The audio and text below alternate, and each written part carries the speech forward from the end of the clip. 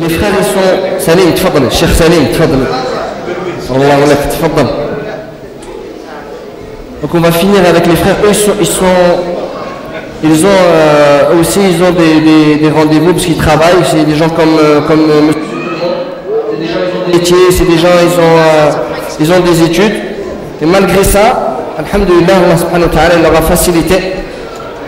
Ils ont appris le Coran. Ces gens-là, moi, comment je les ai connus, ces gens-là? C'est que moi, je les ai vus passer dans un tournage pour Iqra. Un tournage pour Iqra qui parlait des jeunes d'Europe qui sont nés en Europe et qui ont appris le Coran. Et vous allez voir qu'ils ont un degré, Allah subhanahu wa ta'ala leur a donné, ils ont un degré d'itqan, ils font attention et méticuleux et ils essaient, ils font un maximum pour avoir le meilleur niveau de Coran. Et Allah subhanahu wa ta'ala leur a donné, parmi eux il y en a qui ont eu des ijazat il n'y a pas si longtemps, masha'Allah, ijazat Coran qui remonte, la chaîne de transmission qui remonte au prophète sallallahu alayhi wa sallam. Et vous allez écouter des versions de Coran qui sortent de l'ordinaire, bien qu'ils soient dans la limite du shara, bien sûr. Donc on va demander aux lecteurs de lire un par un, et ensuite on va demander à ces morades de nous présenter le jardin des jeunes. Je vous ai dit, c'est le mouvement le plus, pour moi, qui bouge le plus en Belgique, que ce soit dans le domaine associatif, dans beaucoup de domaines. On veut après qu'ils nous donnent quelques conseils. Assalamu alaikum wa rahmatullah. Dans un premier lieu, je vais inviter mon frère Mohamed Bouchahba pour sa lecture. Je vous le présente en quelques termes. Il est notre frère Mohamed Bouchahba. Il a représenté la Belgique au Concours mondial de Dubaï, il y a de cela quelques années. Et sans plus tarder, je lui passe directement la parole. فليتفضل مأجورا مشكورا.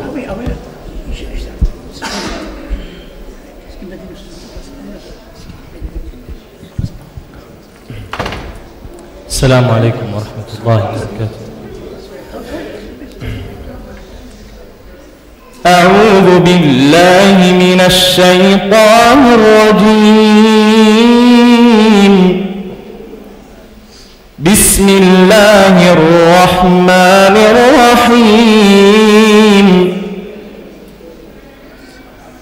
يا أيها المزمل قم الليل إلا قليلا نصفه أو ينقص منه قليلا أو زد عليه ورتل القرآن ترتيلا إنا سنلقي عليك قولا ثقيلا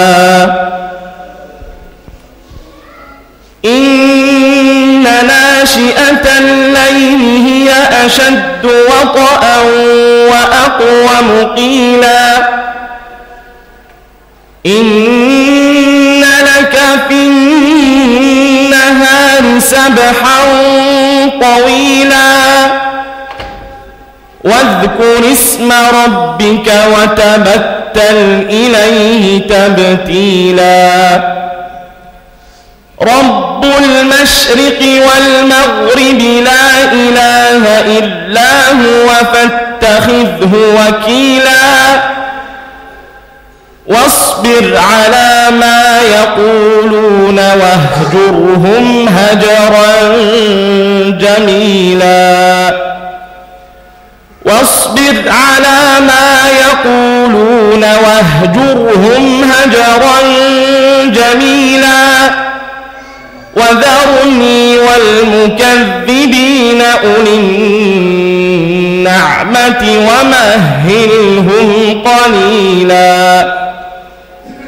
إن لدينا أنكالا وجحيما وطعاما ذا غصة وعذابا أليما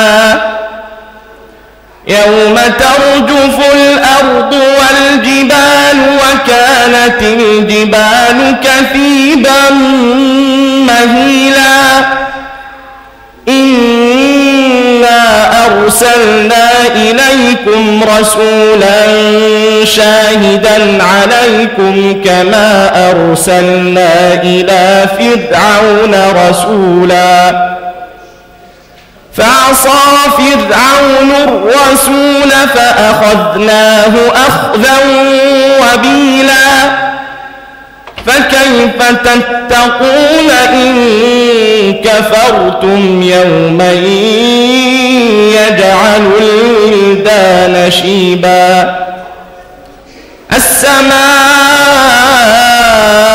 منفطر به كان وعده مفعولا إن هذه تذكرة فمن شاء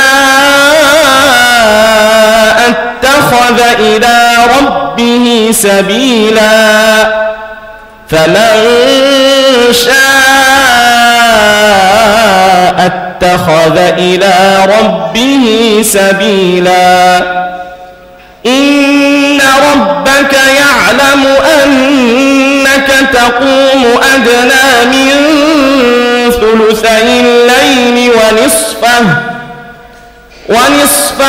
وثلثه وطائفة من الذين معك والله يقدر الليل والنهار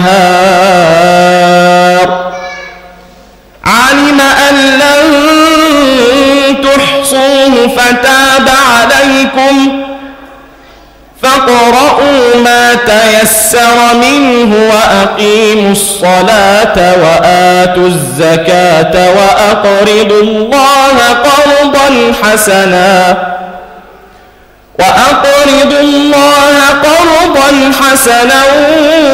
وما تقدموا لأنفسكم من خير تجدوه عند الله وما تقدموا لأنفسكم من خير تجدوه عند الله هو خيرا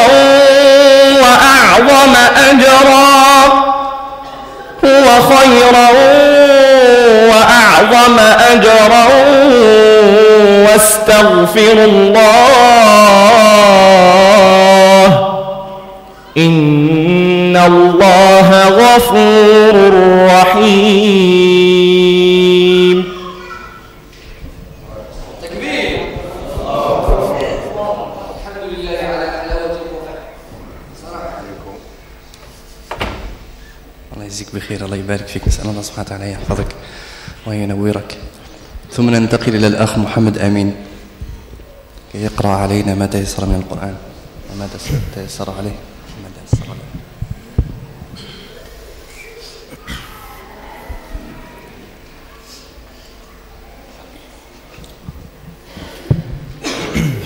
أعوذ بالله من الشيطان الرجيم.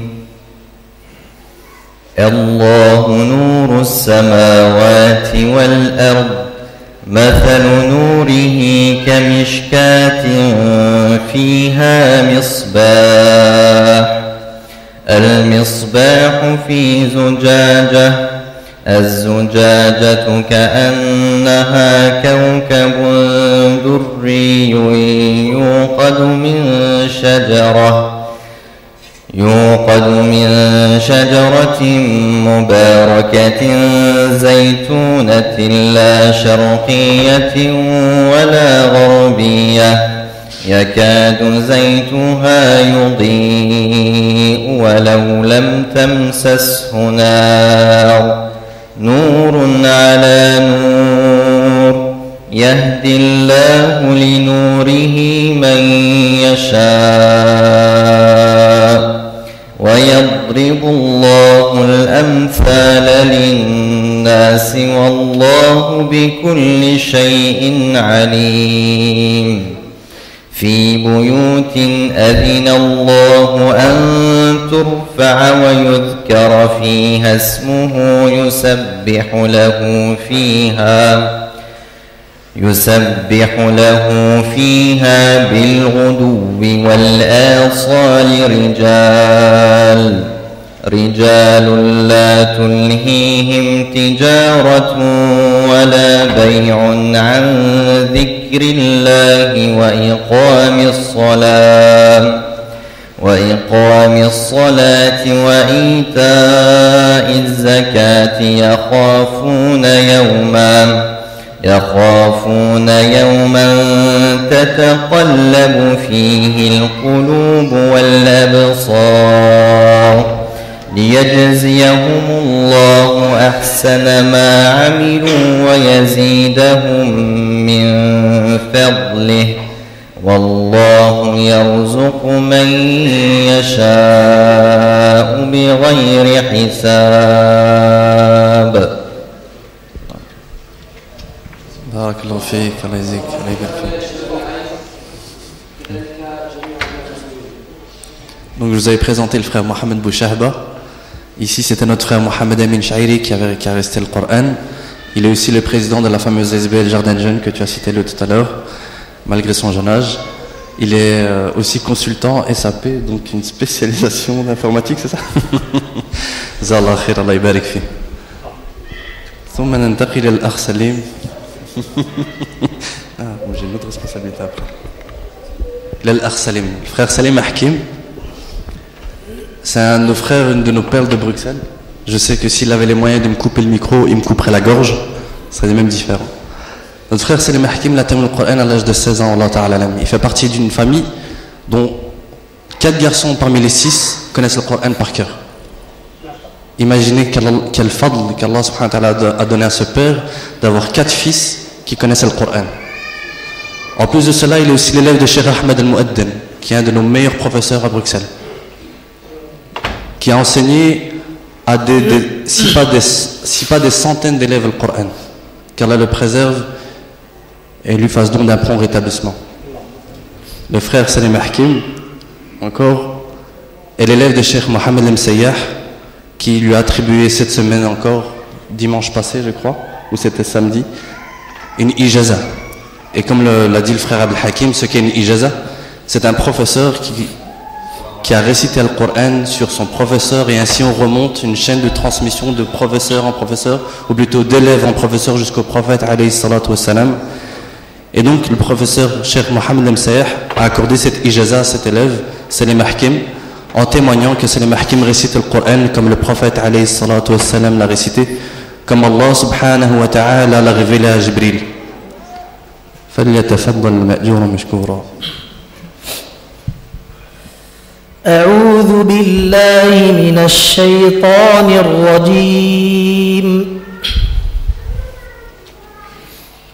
بسم الله الرحمن الرحيم.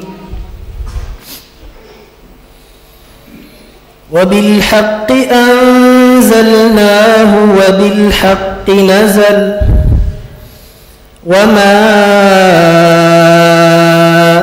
أرسلناك إلا مبشرا ونذيرا وقرآنا فرقناه لتقرأه على الناس على مكث ونزلناه تنزيلا قل آمنوا به أو لا تؤمنوا إن الذين أوتوا العلم من قبله إذا يتلى عليهم يخرون للأذقان سجدا ويقولون سبحان ربنا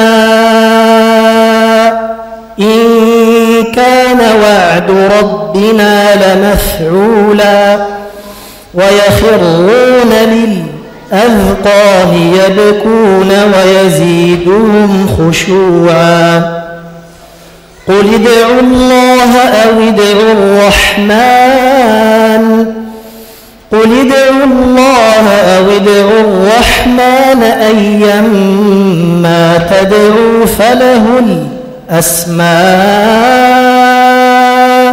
الحسنى ولا تجهر بصلاتك ولا تخافت بها وابتغ بين ذلك سبيلا وقل الحمد لله الذي لم يتخذ ولدا ولم يكن له شريك في الملك ولم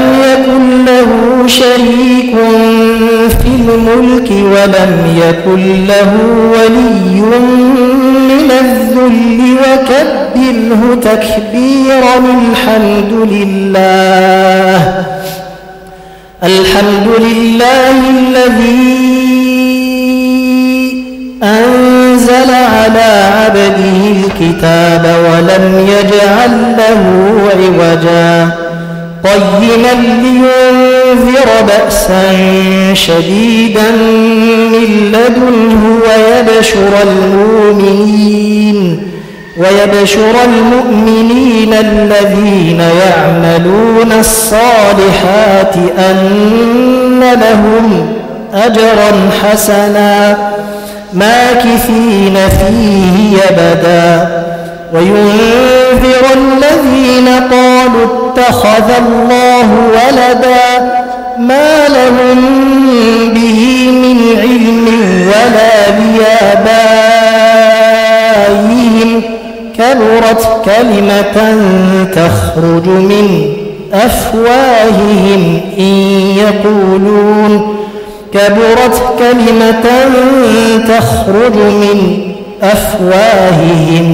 إن يقولون إلا كذبا.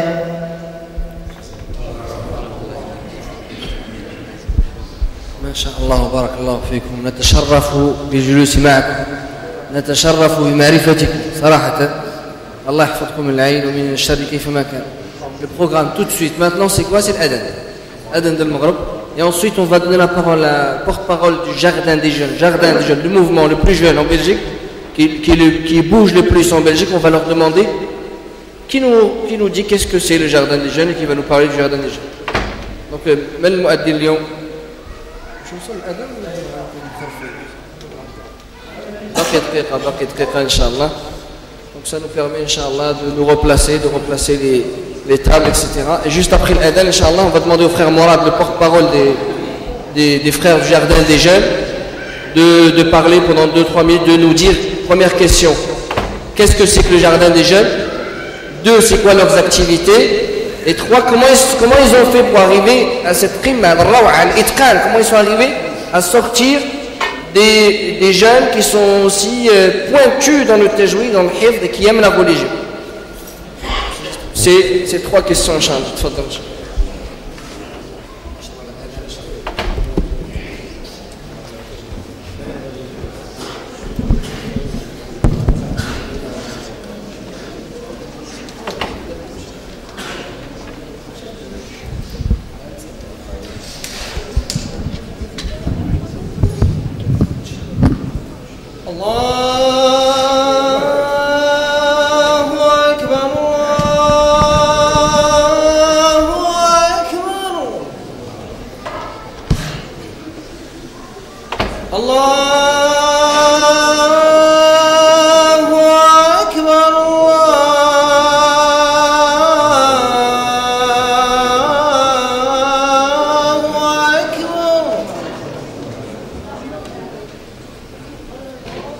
أشهد أن لا إله إلا الله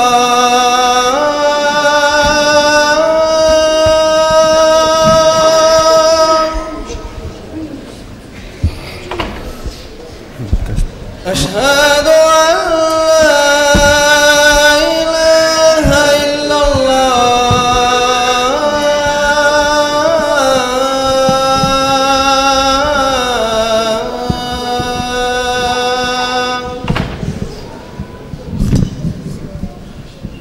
أشهد أن محمدًا رسول الله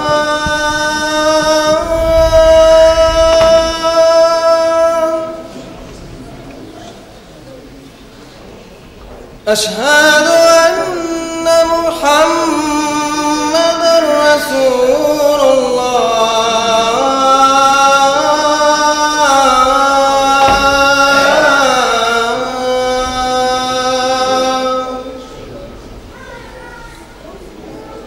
حي على الصلاة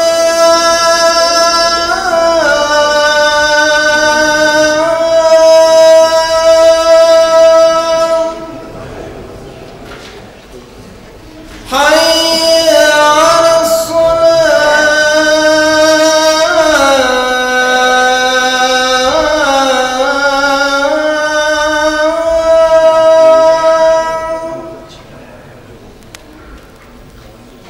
حي على الفلاح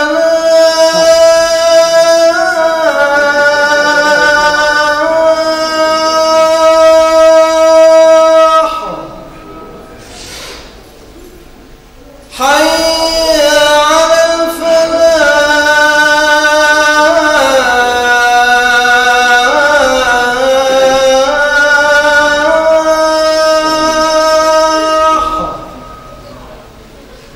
الله أكبر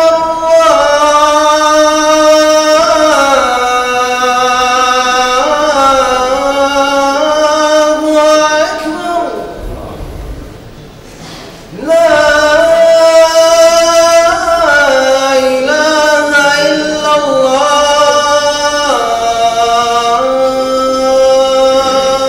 Madame Levé.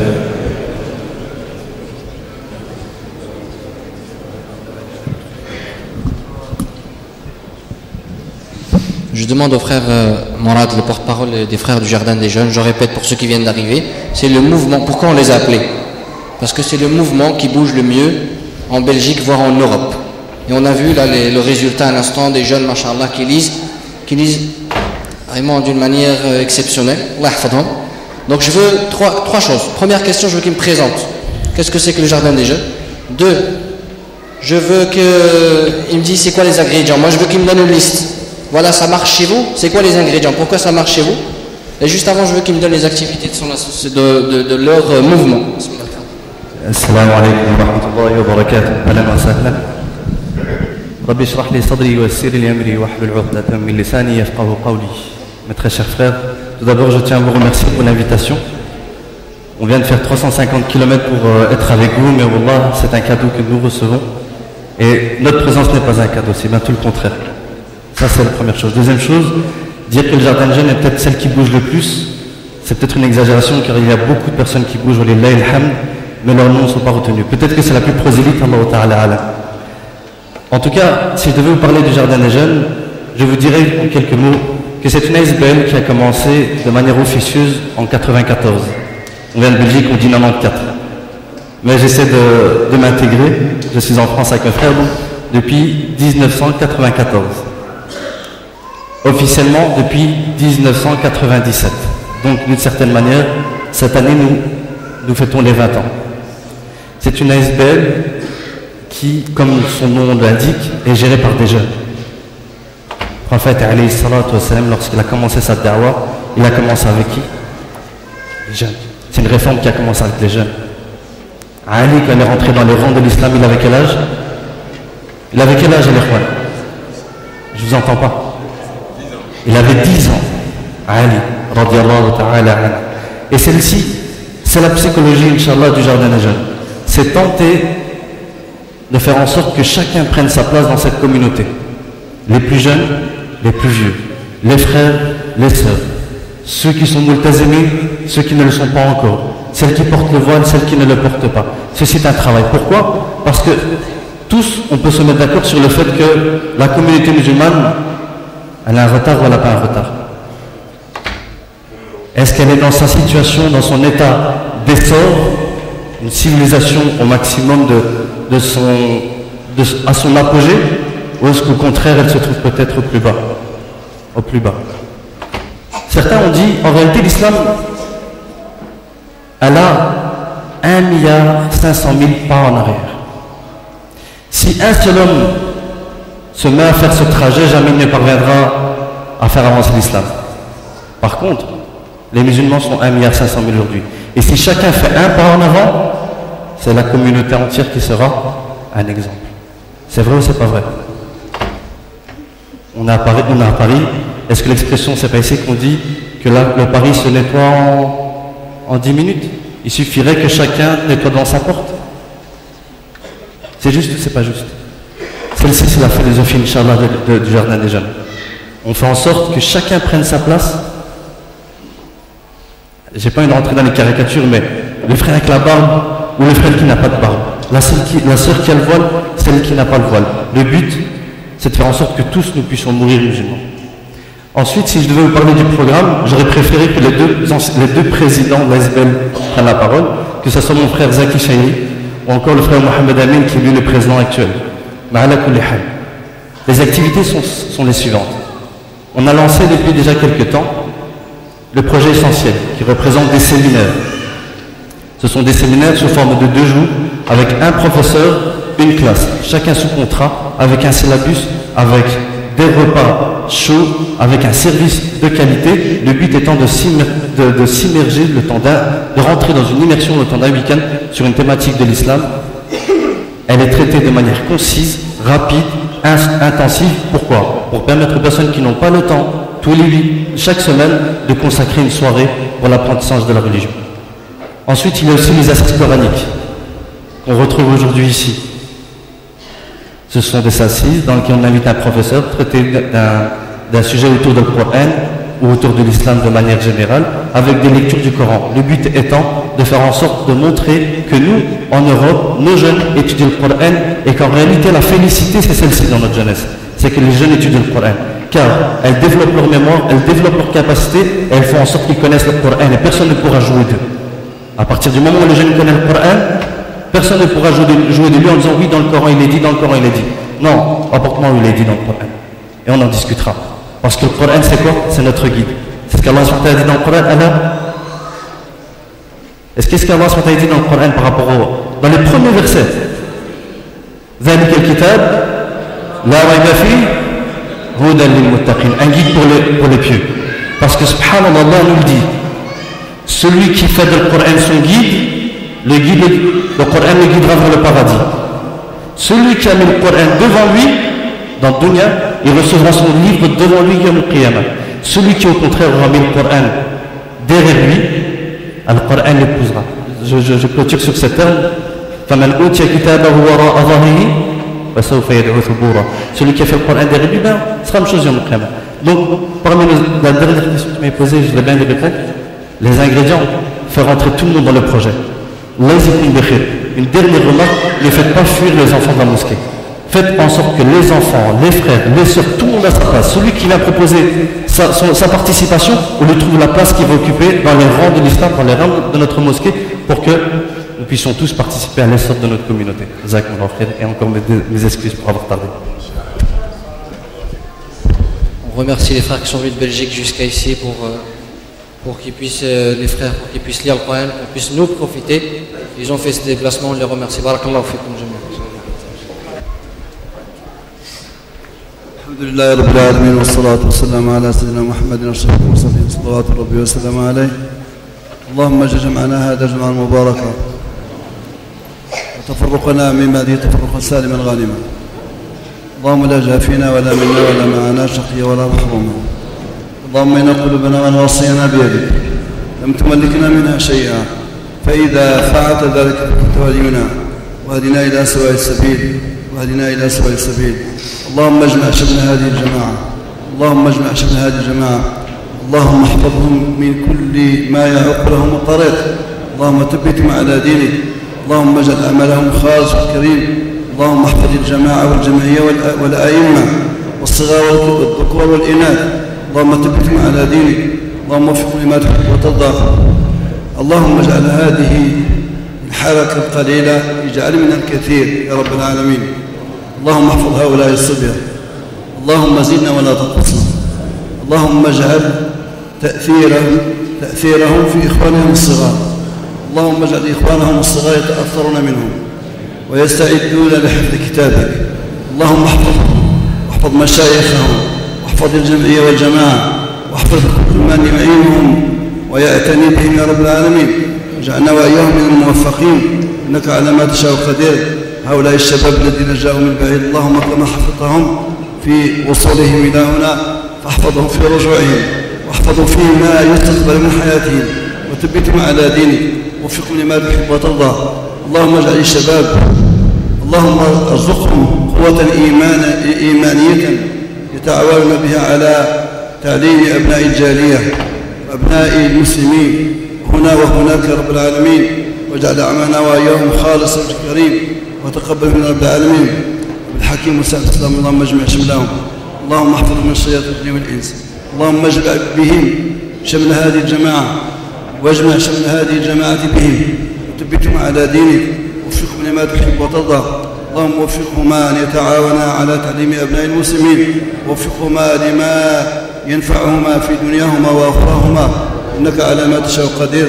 إخوانهما في خدمة المسجد وخدمة الجماعات وخدمة الصبية، اللهم احفظهم، بارك في حياتهم، بارك في خدمتهم، اجعل عملهم خالص وكريم، وتقبله منا ومنهم، ووفقنا وإياهم لما تحب وترضى، إنك على ما تشاء قدير. سبحان ربك رب العزة عما يصفون، وسلام على المرسلين، الحمد لله رب العالمين.